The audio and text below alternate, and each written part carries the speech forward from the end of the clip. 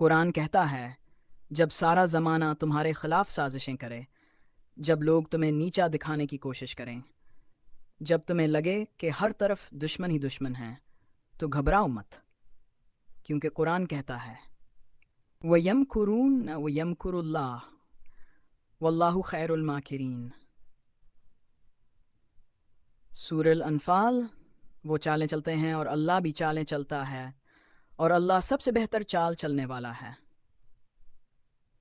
دنیا کی سازشیں وقتی ہوتی ہیں، انسانوں کی تدبیریں محدود ہوتی ہیں، لیکن تمہارا رب جو عرش پر ہے، اس کی تدبیر لا محدود ہے، کامل ہے، غالب ہے۔ یاد رکھو، جب یوسف علیہ السلام کو ان کے بھائیوں نے کنویں میں پھینکا تو سازش کرنے والے یہی سمجھے کہ انہوں نے یوسف کو ختم کر دیا،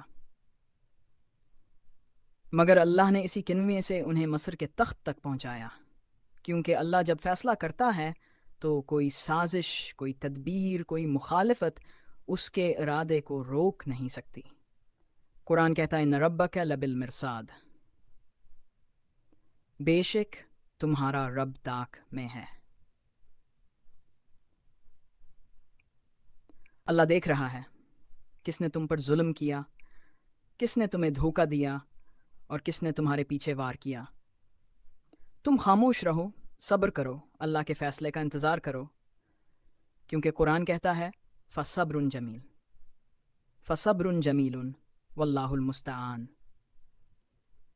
ترجمہ: تو خوب صبر ہی بہتر ہے اور اللہ ہی سے مدد مانگی جاتی ہے۔